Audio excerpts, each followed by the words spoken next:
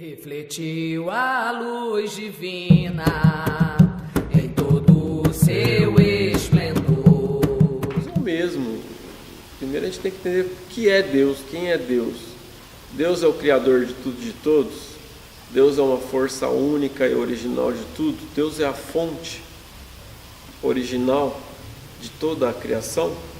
Quantas e quais religiões acreditam nisso? Então, o catolicismo acredita nisso, o Islã acredita nisso, o judaísmo acredita nisso, boa parte do hinduísmo acredita nisso, a Umbanda acredita nisso, o Candomblé acredita nisso. No entanto, todas essas religiões acreditam no mesmo Deus. No entanto, são religiões diferentes.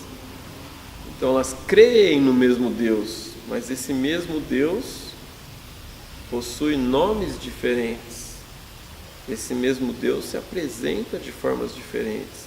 Como poderia Deus, o Criador de tudo e de todos, ser entendido por alguém que mora num deserto árabe, seco, sem água? Como é que a pessoa que está lá no deserto vai entender Deus da mesma forma que o índio, que está no meio da floresta amazônica, rica em abundância, em água, em tudo? Então, o índio que está no meio da floresta, ele entende que Deus, o Criador, fez um mundo lindo, maravilhoso, encantador, farto. E o homem que está no deserto entende que Deus é alguém muito duro. Fez um mundo seco, com pouca água, com rigidez. E aí você tem uma questão de época também.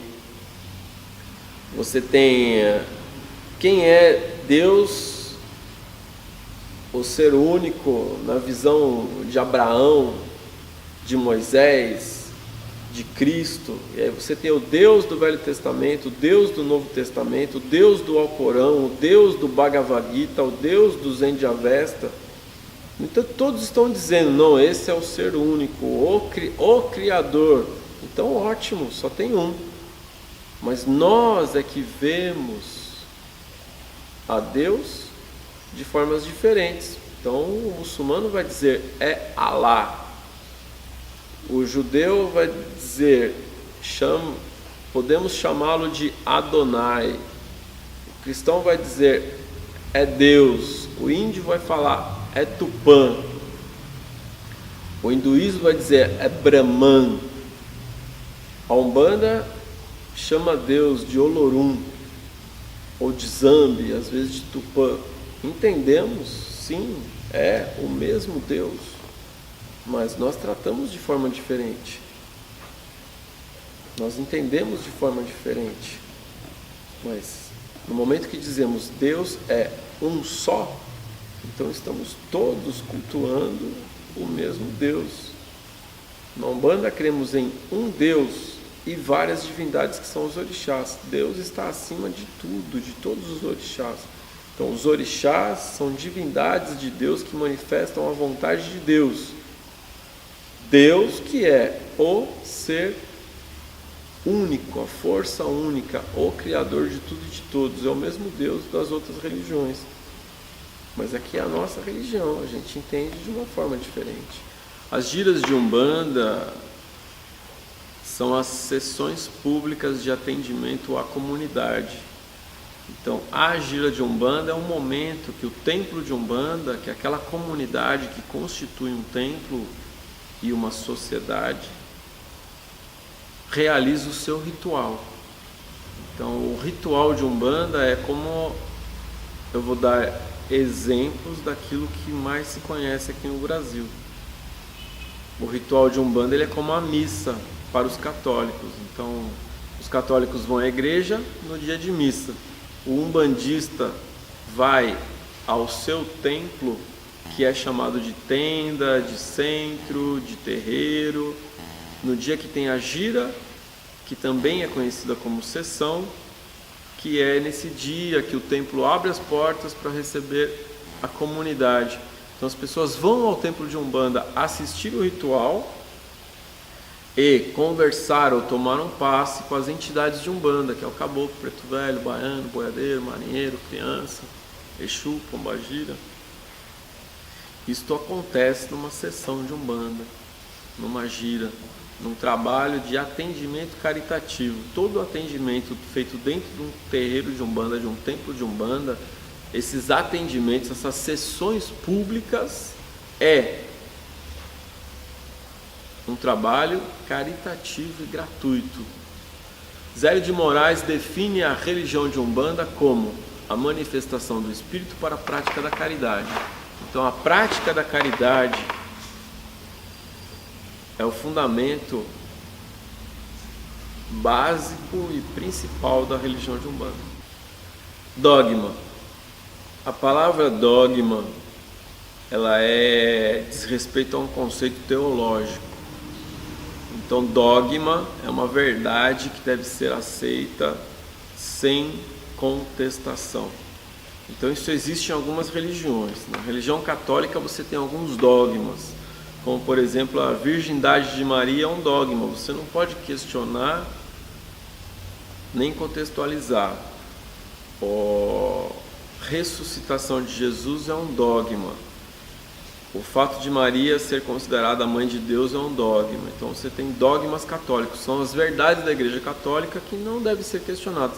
A Umbanda não possui dogmas. A Umbanda não possui nenhuma verdade que deve ser aceita sem questionamento.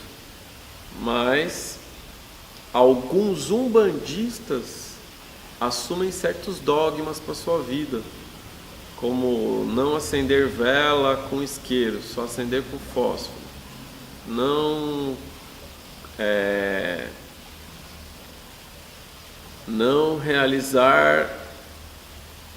colocar banho de erva na cabeça, por exemplo, não acender vela para Exu em tal lugar. Então, quando alguém tem que acreditar em alguma coisa sem uma explicação, isso é um dogma. A Umbanda não tem dogmas. Então, se alguém diz para eu não pôr banho de erva na cabeça, tem que explicar. Se alguém diz para eu não acender uma vela com isqueiro, tem que explicar. Se alguém diz que a vela de Exu tem que estar dentro ou fora de casa, tem que explicar por quê. Então, tudo na Umbanda tem uma explicação e uma razão de ser. Não há dogmas na Umbanda. Também não há tabu na Umbanda. Tabu é uma palavra que descreve um assunto interditado, aquilo que não pode ser dito, que não pode ser falado, que não pode ser comentado. Isso é um tabu. A Umbanda não possui tabu. A Umbanda também não possui preconceito de forma nenhuma.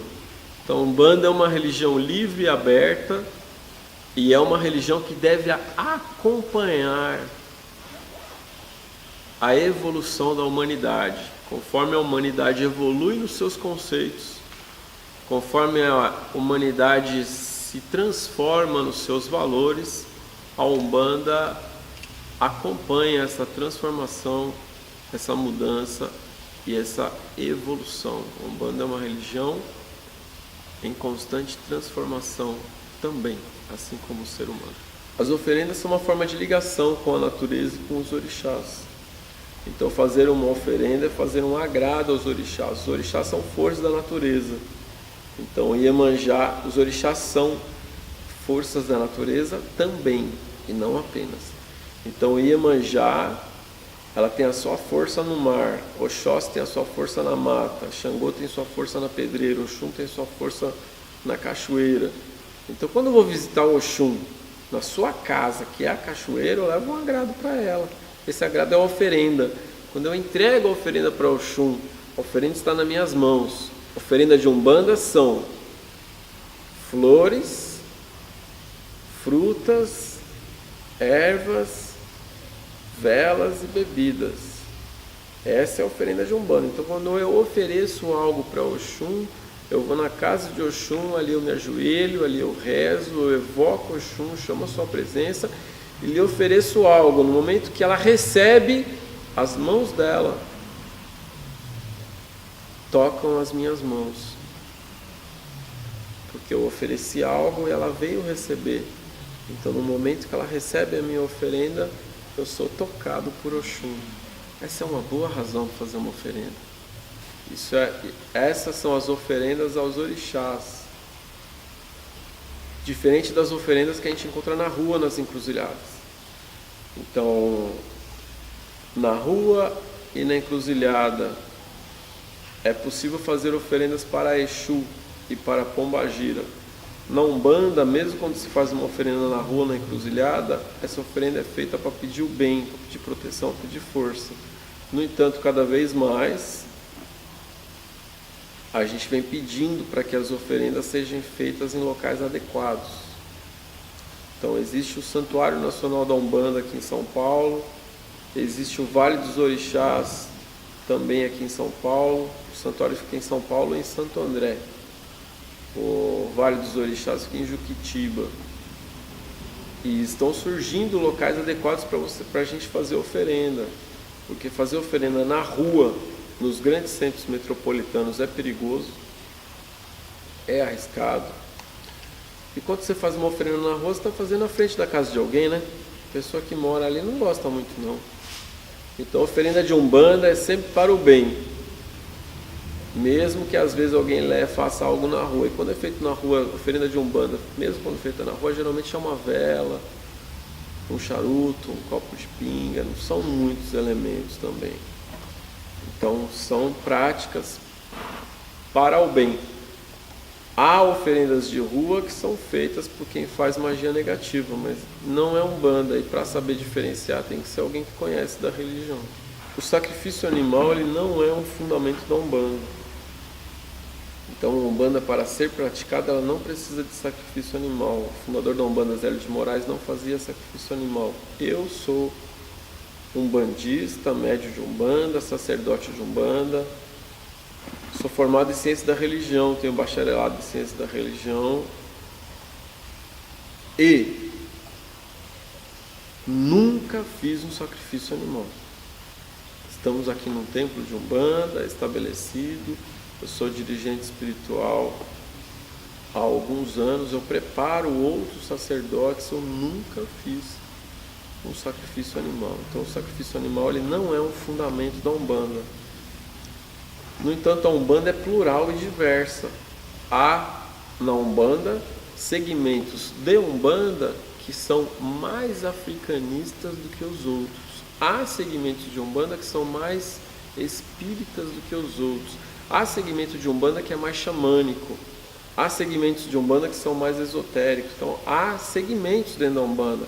Então, dentro da Umbanda, há um segmento de Umbanda que é mais africano, ou seja, há segmentos de Umbanda que tem uma influência muito grande do candomblé e das tradições afro-brasileiras.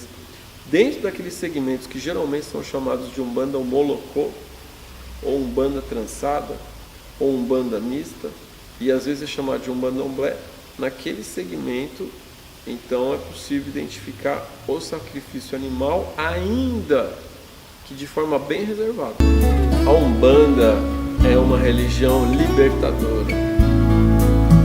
Então ela nos ensina principalmente a nos libertar de nós mesmos, das nossas amarras, dos nossos vícios, do que nos oprime, do que nos causa dor e sofrimento. E nesse caminho, a doutrina de Umbanda é: seja feliz, encontre a sua felicidade. Essa é a doutrina mais forte dentro da religião de Umbanda. Seja você mesmo. Encontre a sua verdade. Viva para isso, para a sua verdade. Com fé, amor, cultura, com equilíbrio, com disciplina. Cresça com isso e renasça a cada dia um ser humano melhor.